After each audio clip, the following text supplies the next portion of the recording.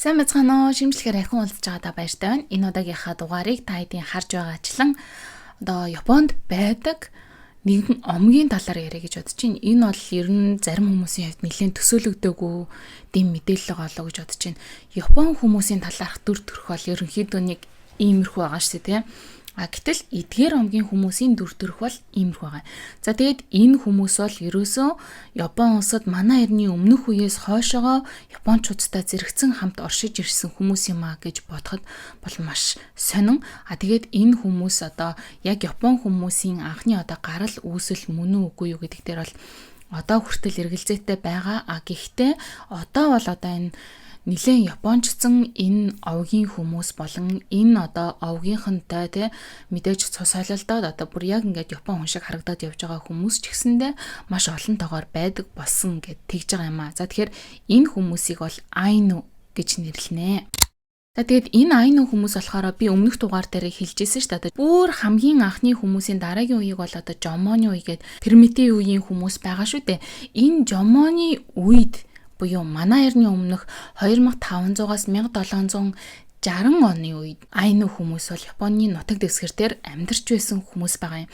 За тэгээд тэрнээс хойшоогоо бол өнөөдрийг хүртэл яг өнөөдөр ч гэсэндээ энэ айну хүмүүс Японд амьдарсаар байгаа гэхээр сонирхолтой байгаа эсэ тийм. За тэгээд энэ хүмүүсийг ерөнхийдөө ингээ харах юм бол Япончуудаас юугаар ялгаатай вэ гэх юм бол нэгдүгээрт өөр хэлтэй, өөр соёлтой, өөр дүр төрхтэй.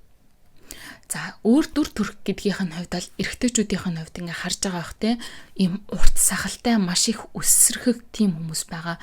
Япончуудын хувьд бол тийм их өсрөхөг хүмүүс бол бас биш шүү дээ те. Ер нь манай Азууд бол нэг тийм өсрөхөг хүмүүс бол биш байгаа. Тэгтэл энэ хүмүүс маань бол нэлээд буржсэн өсрөхөг. Тэгээд нүүр царайны хувьд бол жоохон тийм хойшоогоо чиглэлийн нүүр царайтай байгааз жоохон юм хөнхгөр нүд мүдтэй. Яг энэ нэг Азуудын гэх юм уу те ийм нэмгэн нүдний зохимогтой те тийм хүмүүсийг бодох юм бол хамаагүй өөр байгааг нь таад харж байгаа хаа. За тэгээд эмэгтэйчүүдийнх нь хувьд болохоор амныхаа ингээ эргэн тойрондоо шивээс илгдэг байсан гэж байгаа юм. Энэ бол шивээс тэгээд ерөнхийдөө насаараа энэ шивээстэйгээ амьдардаг байсан гэдэг чинь. Тэгээ энэ шивээс нь юуг илэрхийлдэг вэ гэх юм бол насан турсныг нь илэрхийлнэ. За мөн гэрлэх насанд хүрсэн гэдгийг нь харуулад ийм шивээстэй эмэгтэй явж байгаа юм бол гэрлэх насанд хүрсэн юм байна гэж харж болно. Тэрнээс гадна хамгийн том утга нь бол ер нь муу ёрын сүнснээс хамгаалж байгаа төөрүүлж байгаа гэх юм уу те. Ер нь эртний овг аймагуудад бол шивээсийг ямар зорилгоор хэрэгэлдэг вэ гэдгийг та хэд мэдж байгаа болоо гэж бодож байна. Тэ ер нь нэг тийм амтналаг дүр төрхийг илэрхийлэх ч юм уу те, байгальтайгаа нэгдэх ч юм уу тиймэрхүү утгаар ер нь хэрэглэх нь их байдаг шүү дээ. Тэгэхээр энд ч гэсэндээ муу ёрын сүнснээс хамгаална.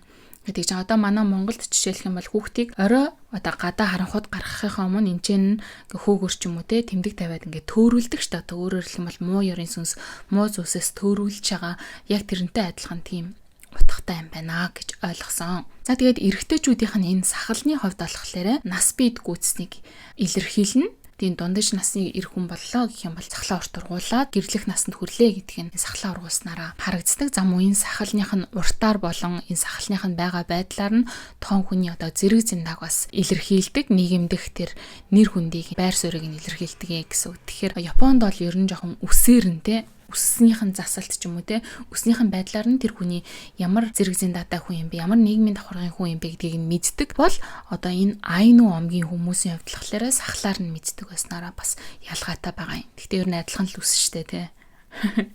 Мэдээж дээрээс нэмээд эр зургийнх нь илэрхийлэл болдог гэж байгаа юм. За өмнө нь самурагийн хэсэг дээр бас ярьж ирсэн шүү дээ. Самурагийн үс бол тухайн самурагийн тэр нийгэмд эзлэх байр суурийг илэрхийлэхээс гадна тэр нэг хүндтэй зүйлнээс хэрвээ тэр чоммагийн байхгүй байх юм бол тэр самурай бол маш гутамшигтай шившигтэй гэж үздэг гэдэг жагаа. Тэгэхээр тэр үсэнд бол маш их нарийн учир утга байдаг. Тэнд нилээн тийм сүнслэг тийм сүнслэг л гэж хэлээд байгаа. Тэрэнд нь юу гэж хэлмээр юм бтэ. Тийм нэг цаагаараа тийм нэг далд энергийн гэх юм уу тийм төвчний юм байдаг гэдэг шиг энэ хүмүүсийн сахалнц ч гэсэндээ тийм цаагаараа тийм далд энергийн төвчний өөр юм явж идэг байсан байх нэ. За мөн дээрэс нь одоо шашин шүтлгийн хувьд ч гэсэндээ эндхийнхнаас маш өөр байсан гэдэг жагаа. За энд бол өмнөх дугаарт одоо хэлсэн шиг шинто шашин шүтдэг шүү дээ, тий шүтдэг байсан. Одоо бол 3% зөвхөн шүтж байгаа ч гэсэндээ 90% сүмрэн явдгаа гэдгийг өмнөх дугаар дээр хэлсэн.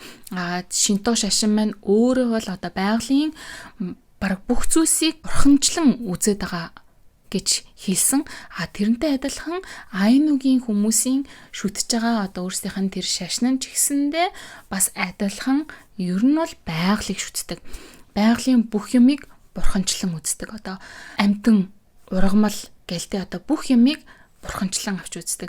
Өөрөөр хэлэх юм бол өөрийнхөө идэж ууж байгаа зүйлсийг ч гэсэндээ ер нь бурхныг авлаа, бурхныг хүртлээ гэж үзэж тэгээд тэрэндээ тэгж хүндэтгэлтэйгээр хандаж тэгж талархаж хүртээд тэгээд хүртснийхэн дараа тэр одоо амьтанд байсан ч юм уу тэр ургамалд байсан бурхны сүнс одоо буцаад тэнгэрлүүгээ ингээ явдгаа. Тийм учраас тэр одоо бурханд хүндэтгэлтэйгээр хандаж одоо идэж ууна гэдэг ч юм уу тиймэрхүү одоо шүтлэгтэй хүмүүс юм бэлээ. За тэгэл одоо гол ус юу эдийн уул ургамал бүгднгийн бурханчлан шүтдэг тийм арт түмэн юм байлээ. Ямар ч лсэн гэсэн баавгаг бол бүр тийм итгэгчүүд одоо үхрийг дээдэлдэг гэдэг шиг айнуучууд бол баавгаг яг одоо тэгж бурханчлан дээдэлт юм бэлээ. Тэгээ баавгатаа тааралдах юм бол хөнөөж болохгүй те.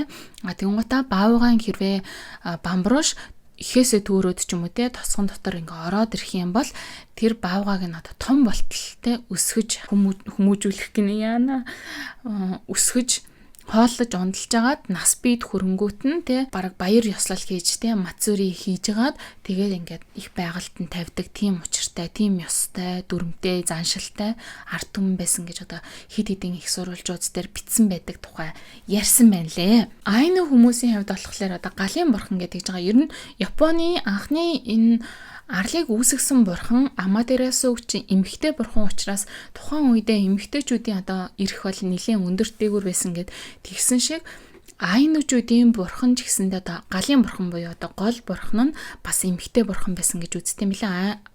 Аматерасу ч болохоор одоо нарны бурхан гэж явж байгаа шүү дээ тий. Тэрэн шиг айнугийн галын бурхан нь бас эмэгтэй байсан учраас гэр бүлийн одоо хамгийн чухал хамгаалагч нь бол эмэгтэй хүн гэж үздэг байсан, одоо үздэг хിവэрэ байгаа лөө гэж бодож байна. Тэгээд эднэрийн одоо энэ шашинтай нь холбоотой тий магадгүй шашин биш энийг одоо манайхан шиг бөө мөргөл гэдэг шиг тий энэ бол шашин биш одоо энэ бол итгэл үнэмшил мөргөл ч юм уу тий тэгж үздэг байхыг бас үгүйсэх аргагүй. Тэгээ энэ дээр би нэг баримт кино үзчихсэн чинь энэ дээр нэг аав хүү хоёрын талаар гарч байгаа юм л та. Одоо байгаа энэ айну хүмүүсийн үр хойчс байгаа юм. Тэр хүү бурхны юм сава ааваараа хийлгэж авах гэж байгаа байхгүй. Аав нь бол тэр уламжлалыг авч хурж ирсэн хүн юм бэлээ. Тэгээ Шинтогийн нөгөө өмнөх дугаар дээр би мөн ярьжсэн модонд одоо юм маш олон юм зигзагтай цагаан цаасыг хийгээд бурхны юм сава шиг юм болгоод энүүгээрээ муу муухай бүхнийг холдуулж байгаа шүү дээ. Яг энтэй адилхан бас нэг ийм одоо мод шиг хэлбэртэй савааг энэ айну хүмүүс хийдэм байна. За энэ савааг хийхийн тулд энэ саваагаа нэг хэсэгт нь ингээд зороод тэрэн дотроо нэг чулуу хийх хэрэгтэй болт юм байна. Тэр чулууг нь нас биед хүрсэн хүүн одоо өөрөө голоос очиж сонгож авах хэрэгтэй болж байгаа байхгүй. Тэгээ яагаад ямар чулууг яагаад хаанаас очиж сонгож авах хэрэгтэй вэ гэх юм бол голоос очоод тэгээ харж агаад яг өөрийнхөө гэсэн чулууг сонгож авах. Голыг бол айнугийн энэ итгэл үнэмшлэр бол уулын эцэг гэж үзэж байгаа юм. Тэгэхээр голоос авж байгаа энэ чулуу бол одоо бурхны зүрх юм аа гэж үзэж хүндэлдэг. Тэгэхээр тэр голоос очоод тэр чулууг одоо сонгож аавна гэдэг маань өөрөө маш тийм утга учиртай, үргэлж өөрийг нь хамгаалж байх маш чухал тийм сонголт болж байгаа юм л да. Тэгээ өөрийнхөө чулууг тэр голын маш олон чулуунууд дундаас таньж аавна гэдэг. За тэгээд эндээс нэг чулуу сонгож аваад хүн аавдаа очиод үзүүлэнгүүт нь аав нь тэгж аахгүй энэ биш байна гэд хэлж байгаа юм. Яагаад биш вэ гэсэн чинь энэ хитрхи олон одоо юм өнцгтэй байна гэж байгаа байхгүй. Тэгээ энүүгээр юу илэрхийлж байгаа гэх юм бол магадгүй тэ ирээдүйн амьдралд нь гарч байгаа одоо тэр нэг замын одоо тайлтгад хитрхи олон юм өнцөг нухчааттай тэ хитрхи тийм нухчаа ихтэй гэдэг утгаараа тэ энэ биш байна гэж байгаа байхгүй. Тэгээ буцаж очиод хүү ингээд ахаад нэлээд хідэн цаг нөгөө голоос нэг юм жижигхэн чулуу сонгох гээд байгаа байхгүй. Тэгээ тэр чулуугаа сонгох гэж явж нэг чулуу олоод ирсэн чи аав нь энэ бол болж байна гэд. За тэгээ тэрийг нь нөгөө саваа модон дотор нь хийгээд гадуур нь ингээ боож өгч байгаа юм. Тэгээ тэр саваа модыг нь яаж бэлдсэн гэхлээр шууд модоо ингээ зороод бш гэ бүрэнхий зороод бш гэ бүрэнхий болгоо. Тэг ингээ саглаалгachж байгаа байхгүй. За тэгээд энэ бол одоо бас адилхан муу мухаа бүхнээс хамгаалдаг одоо нэг тийм бурхны зүрхийг өөрийнхөө энэ хамгаалагч модон дотроо хийснээрээ өөрийг нь одоо үрд хамгаалах зүйл болж байгаа гэдэг ийм уламжлалтай ийм одоо хэрэглэгдэхүүн байд юм бэлээ эдний одоо шүтлэгтэн тэр бас маш сонирхолтой санагдсан. За хувцас сунрын хувьд ингээд та хэд харах юм бол ер нь кимонотой жоохон адилхан юм шиг мөртлөө хээ хуарын хувьд харах юм бол илүү жоохон хойшоогоо. Тэгээ магадгүй манай казак мазакуудын хээ хуартай яаж одоо ойж зүүж бэлцдэг лээ тэрнтэй адилхан харагдаж байна. Толгоондоо зүүцсэн байгаа одоо энэ альчуур ч гэх юм уу те энэ толгооны зүсгэлүүд нь ч гэсэндээ бас нэг талаараа жоохон төстэй харагдаж байгааг та манаас харж байгаа болов гэж бодож байна. За тэгээ эднүсийг бол энэ айнугийн эмэгтэйчүүд бол өөрсдөө ойж зүүж хийдэм бэлээ. Тэгээ нэг хэсэг бол Японд бас нэлээд тийм мод болсон. Энэ манад ч гэсэндээ одоо нэг юм казак маягийн тийм гой цүнхнүүд бол бас нэлээд нэг хэсэг мод болсон шүү дээ. Би ч гэсэндээ нэгийг барайл явдаг байсан. Тэг үнэхээр гой цүнхнүүд байдгаа. За хэлний хувьд гэх юм бол одоо бол энэ хэлээр ярьдаг хүмүүс маш цөөхөн болсон гэд тэгдэм байлээ. Жишээлх юм бол аюуну мусир гэж байгаа байхгүй. Энэ болохоор хүний ус гэж байгаа. Тэгэхээр аюуну гэдэг нь өөрөө хүн гэдэг үг юм байлээ. Одоо аюуну хэлэндээ болохоор. Тэгэхээр аюуну мусир гэхээр хүн ус буюу аюуну ус гэдэг үг болж байгаа. За тэгээд тапамбе күсү гэдэг нь тиймээс тийм болохоор because гэдэг тийм үг. Тэгээд дээрэс нь pirika гэж байгаа. Pirika гэдэг нь болохоор одоо цэвэрхэн эсвэл нөгөө нэг like button энтрийг болохоор pirika энтер гэдэг ч юм уу те. Тиймэрхүү байдлаар ашигладаг юм байлээ. Тэгээд эдний хэл нь ер нь ямар хөө байт юм балаа гэж би сонсож үзэх гээд бас нилээн одоо энэ бичлэгийг хийхэд бол хэд хэдэн баримтскийг үзэж байгаа юм л да. Тэгээд тэрэн дээр нэг иймэрхүү сонсогдож байсан. Икэвэка Revke kasamoki kuso. Kaiwa manan kurwa.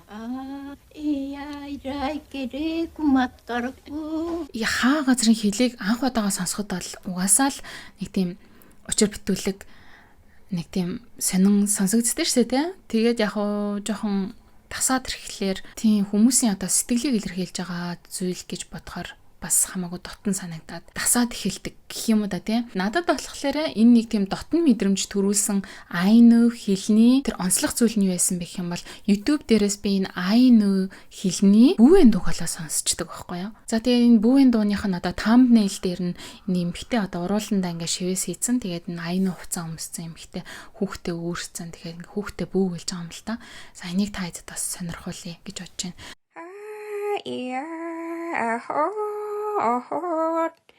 Himanta itiskala За энийх нь үг нь болохоор юунд ойлсон юм бол доо энэ яриаг сонсомоор санагдаад ойлж байгаа юм болов. Сонсхий гэдэг ийм хөөрхөн үгтэй. Тэгээ бидний бүүвэн дууны үг болохоор галуу шувууны дэгдэхээ шиг ганганаад ээжигээ дуудаад байна уу да. Бүүвэ гэдэг жагаа шүү дээ. Бүүвэ гэдэг ингээд нэг тийм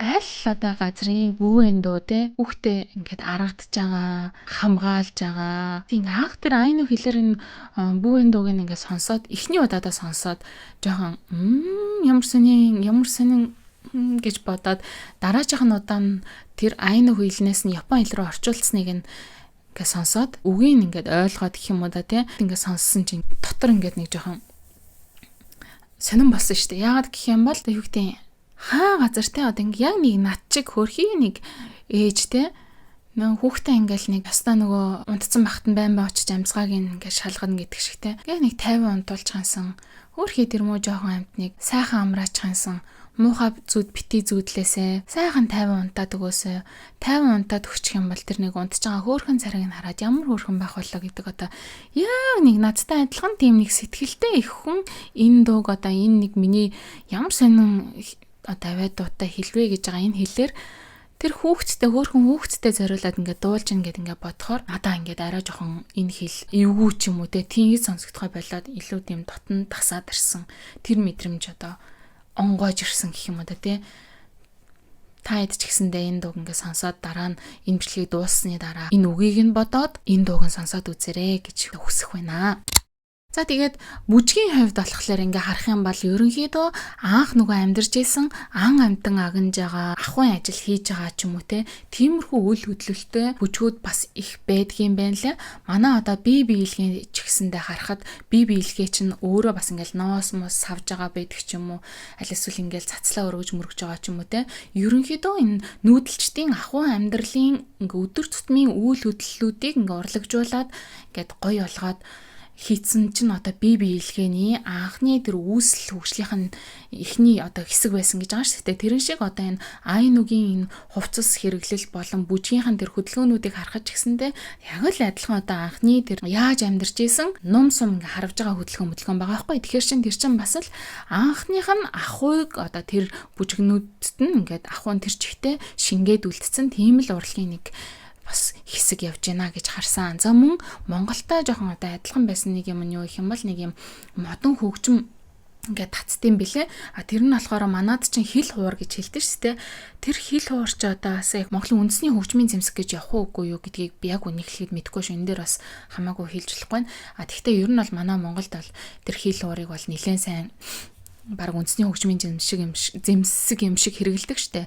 Энд ч гэсэндээ яг модо ингээд өөртөө зороод хийгээд ийм хил хур татдсан билээ. Тэгээд одоо айн үгийн үлдсэн байгаа хүмүүс нь хүүхдүүдтэй өөрсдийнхөө одоо өв соёлыг уламжилж үлдээхийн тулд одоо энэ байгаа энэ дуу одоо үлдсэн байгаа энэ хідэн тэ үгийн баялгын цөөрсөн ч гэсэндээ тэр хідэн одоо үгнүүд айн үг хилээ үлдээх за мөн саяны тэр ярьсан хил хуураа ч гэсэндээ жоохон хүүхдүүдтэй сургах гэдэг ч юм уу те тиймэрхүү юмнуудыг бүр маш эрчимтэй хийж байгаа юм байна лээ. За тэгээ айн хүмүүс гэрлэх санал тавихтаа маккери гэдэг энэ жижиг хутга бие биендээ одоо эрэгтэй нь эмэгтэйдээ өгдөг гинэ. Тэнгуут нь эмэгтэй нь хэрвээ би чамтай одоо гэрлэхийг зөвшөөрж байна гэх юм бол хутгийг нь хүлээн авдаг гэсэн ийм юутэй. Тэгээ одоо энэ орчин үед ч гэсэндээ залуус нь гэрлэх санал тавихтаа энэ жижиг хутгийг бэлгэлдэг тэр одоо ёс заншлаа буцаагаад бас авчирж байгаа гэд тэрийг бас баримт нэвтрүүлэг дээр оруулсан байсан. За айн омгийнхны талаарх мэдээлэл бол ерөнхийдөө ийм байна. Тэгээд интернетд бол маш их одоо мэдээллүүд байгаа. Айн хүмүүсийн талаар та хаагаад үзэх юм бол одоо харин би та эдтэй айн хүмүүс гэдэг чинь одоо хаанаас гараад ирсэн хүмүүс юм бэ? Яг энэ Япон хүмүүсийн анхны үүсэл гарвал нь мөн үү гэвэл бас биш болчиход байгаа байхгүй юу. Яагаад гэх юм бол эдгээр чинь ингээ харах царайны Япон хүмүүс биш байгаа байхгүй юу. Тэгэхдээ Японы газар нутаг дээр тэ анханасаа амьдарч исэн одоо анханасаа ч яг жомооны үеийн хүмүүс амьдарч байх үед хамтдаа ингээ амьдарч исэн гэдгийг ингээд баримтуудаар тэ археологийн судалгаануудаар бүх юмар ингээ батлагдсан. Тэгээ түүхэн одоо их сурвалжуудад ч гэсэндээ байж исэн энийг японочууд өөрсдөө хүлээн зөвшөөрсөн. Тэгэхдээ Япон хүмүүсийн одоо анхны үүсэл гаргална гэхэд хэцүү. Тийм учраас одоо яаж хаанаас орж ирсэн хүмүүсийн яагаад одоо тэнд нутгалж исэн гэдгийг нь одоо би дараагийн одоо хэсэгтээ та хэдтэй сонирхуулах гээд бэлтцсэн байна. Айн хүмүүс энэ хүмүүсийн талаар Япон хүмүүс ч гэсэндээ бараг зарим нь мэддэггүй гэд тэгж байгаа юм л да. Яг хаанаас гаралтай гэдг нь бол яг 100% баталгаатай бол юм байхгүй. Гэхдээ ерөнхийдөө тэ энэ нэрнийх нь үүсэл гарвалыг ингээд хөөгөөд аваад үзэх юм бол Оросын Сахалин болон Курилийн арлуудад амьдарч исэн тэр айн үгээд адилхан нэртэй тэр хүмүүсээс гаралтай болов гэж бодож байгаа юм л да. Одоо энэ айн овгийн хүмүүс нь хаана амьдардаг вэ гэх юм бол Японы хойд хэсэг одоо Хоккайдо хэвээртэй Оросын зүүн өмнөд хэсэг Сахалин, Курилийн арлууд, Камчаткийн хойг Хабаровскийн хязгаар зэрэг газруудад амьдардаг ийм уугал угсаатны бүлэг юм аа. За тэгээ жомон хүмүүсийг амьдарч авах үед яг тэдэнтэй хамтдаа одоо зэрэгцэн амьдарч исэн. Жомон хүмүүс гэж хэн бэ гэх юм бол Японы одоо анхны тэр примитив хүмүүс ан агнуур загасчлал төвөрлөх аж ахуй эрхэлдэг. За дэлхийн хамгийн эртний шавар ваар үйлдвэрлэгчдийн нэг гэж тооцогддог. Тийм өвөрмөц хийтэй вааруудаараа алдартай байсан ийм хүмүүс. Жомон хүмүүс амьдарч ирсний дараа тэдний дараагийн амьдарч исэн хүмүүс нь Яйои гэд хүмүүс байгаа байхгүй. Энэ Яйои хүмүүс нь ямар ч төртэй гэх юм бол Зүүн Азийн их газраас Японд нүүж ирсэн хүмүүсээ Солонгосын хойг орчмоос юм болов гэж бодож байна. За энэ хүмүүс нь цагаан будааны тариалан металл боловсруулалт гэх мэт одоо шин соёлыг нэвтрүүлж ирсэн хүмүүс байгаамаа. Тэгэхээр Жомооны дараагийн үеийг бол Яёй гэж хэлж байгаа юм л да. Тэгээ жомоо хүмүүс бол одоо яг Японы одоо дээд хэсгээр газрын зураг дээр хардгаар дээд хэсгээр буюу хойд хэсгээр ингээ амьдарч исэн бол тэр Яёй хүмүүс нь одоо доотлын энэ хэсгүүдээр ингээ ерөнхийдөө амьдарч исэн гэдэг жаа. За тэнгуутаа дээдлийн хэсгийн жомоо хүмүүс чинь газар тариалан эрхлэе гэдгсэн чинь Хоккайдогийн хэсэг чинь өөрөө энэ одоо Японы нийт газар нутгаас одоо хамгийн хүйтэн хэсэг нь буюу одоо бараг л Монголын одоо өвөл шиг те хүйтэн болж ирдэг те тийм хүйтэн газар байхгүй юу. Тэгэхээр тэр газарт бол газар тариалан эрхлэхэд нэлээд хэцүү байсан учраас тэр газрын хүмүүс бол тэр газар тариалан руу бараг шахуу ороогүй, харин тэр доошоогоо те зүүн хэсэг рүүгээ бол газар тариалан бол эрхлээд тэд нар чинь одоо Яёй буюу дараагийн үе рүүгээ шилжсэн байхгүй. Тэгтэл Айну хүмүүс чинь бол нөгөө ан агнууртайгаа ерөнхийдөө хിവэрэ үлдсэн. Тэнгуудаа нөгөө түүхийн туршид нөгөө Яёй хүмүүс чинь газар тариалан эрхлээд гой будаатай боллоо, гой одоо гурилтай боллоо те. Тэгтэл амттай мах идмээр байгаа гэдэг. Тэгээ амттай мах хаанаас авах вэ гэх юм бол одоо нөгөө Хоккайдогийн хойшоогоо байгаад байгаа байхгүй. Тэнд чинь нөгөө нэг ан агнуур хийгээд идэг. Дээрээс нь улирлын байдал нь те өвөлдөө хүүтэн болдог. Зундаа ингээд хаалдаг энтер гээд тэр байдал нь одоо манай Монголтай адилхан. Тэнгуут чи манай Монголын одоо малын мах чинь өөрөө бас амттай байдаг штэ. Тэр чинь одоо бэлчээрийн мал аж ахуйтай байхаас гадна дөрвөн улирал хосолсон энтер гээд те тэр нь чинь бас нөлөөлж байгаа. Тэрэн шиг одоо тэнд улирлын тэр нөлөөгөөр ан амтных нь махнаас амттай байсан учраас нөгөө доотлын газар тариалан эрхэлж байгаа хүмүүс маань Хоккайдогийн махыг одоо аваад те тэнгуудаа хойд хэсгийн махыг аваад өөрсдийнхөө тариа будааг тийшээ авч зардаг. Ингээд одоо хоёр тэг хэсгийн хоорондор ингээд арилжаа нам үүсчихсэн. Тэгээ ерөнхийдөө жомоноороо үлдсэн Айну хүмүүс чинь одоо шинэ Японочдтай бол иймэрхүү байдлаар одоо 8 хийх байдлаар үргэлжлүүлэн амьдарч эхэлсэн гэдэг юм лээ. Яёйн үед бол Яёйн дараагаар болохоор одоо Ямато төр хүчрхэгжиж ирсэн. Японы арлуудын бусад ард түмнийг ерөнхийдөө өөртөө нэгтгэж эхэлсэн.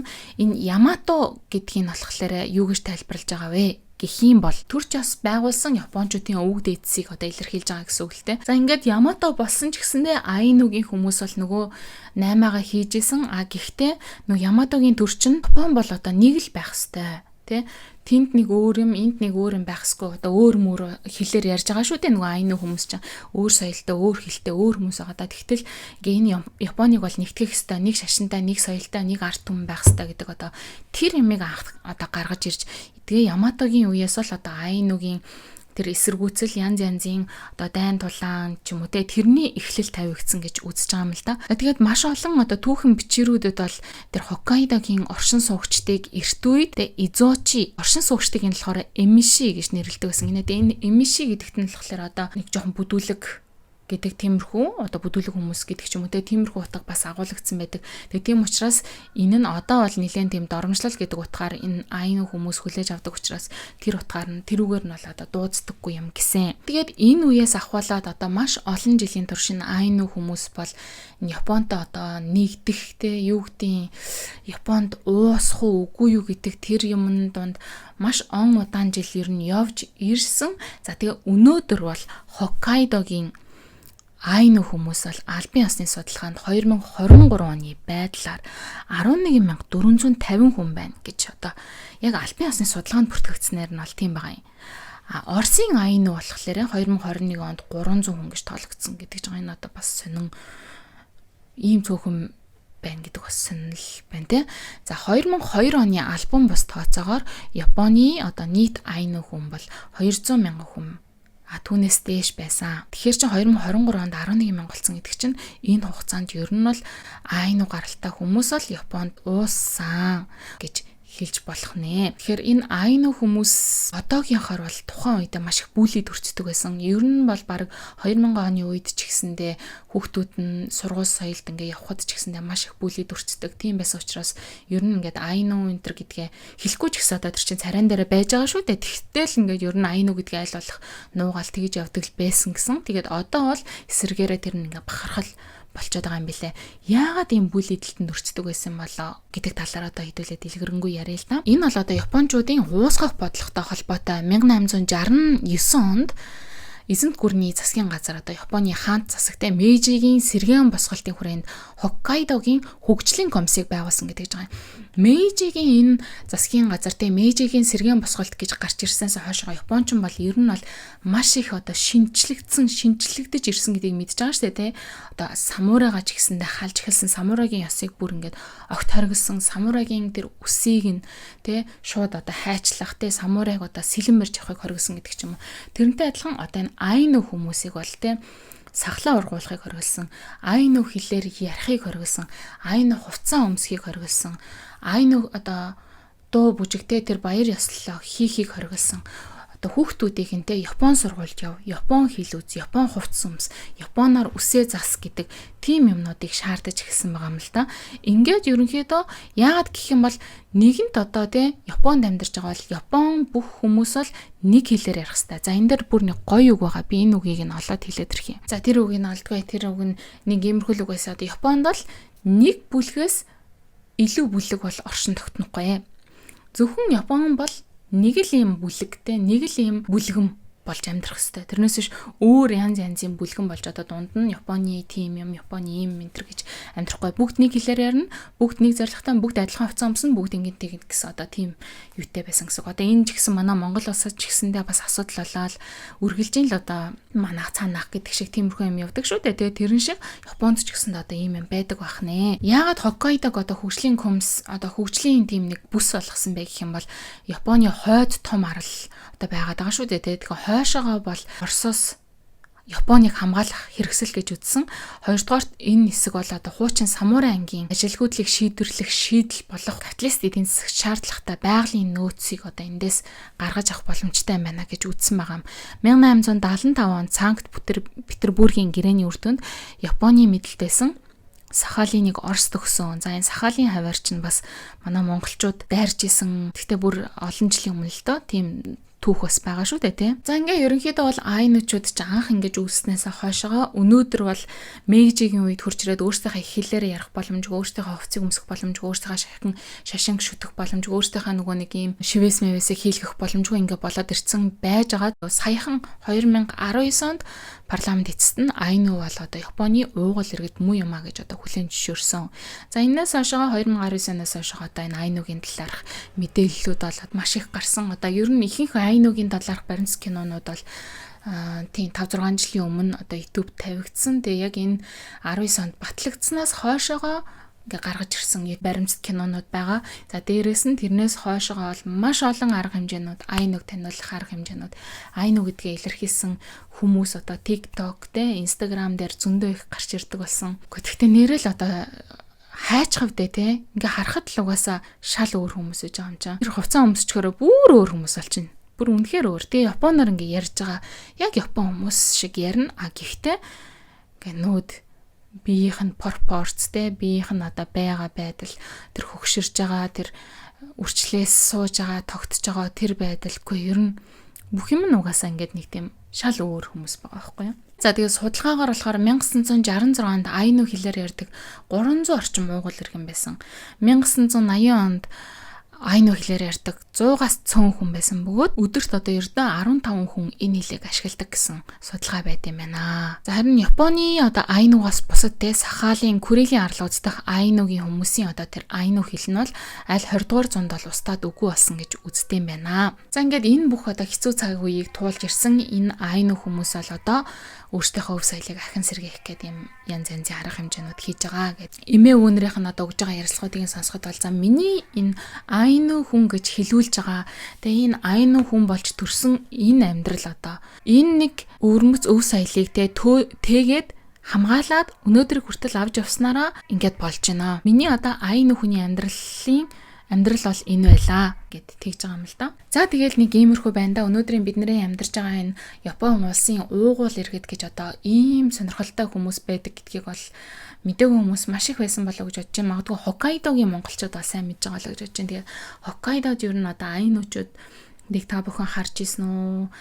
Мэдээж яг шууд ингээ харахад хэцүү ч гэсэндээ энэ тэнд зохиогддог арга хэмжээнүүд дээр нь та бүхэн харж исэн байж магадгүй. Тэгээд өөрсдийнхээ мэддэг айнугийн талаарх соёл те айну хүмүүсийн талаарх одоо experience те үзчихсэн, харж исэн, ярилцж үзчихсэн тийм туршлага байх юм бол бас комент хэсэгт бичиж үлдээгээрэй гэж хүсэх байна. Тэгээд энэ удаагийнхаа дугаарыг хэдүүлээ энэ түрээд өндөрлцгөөе.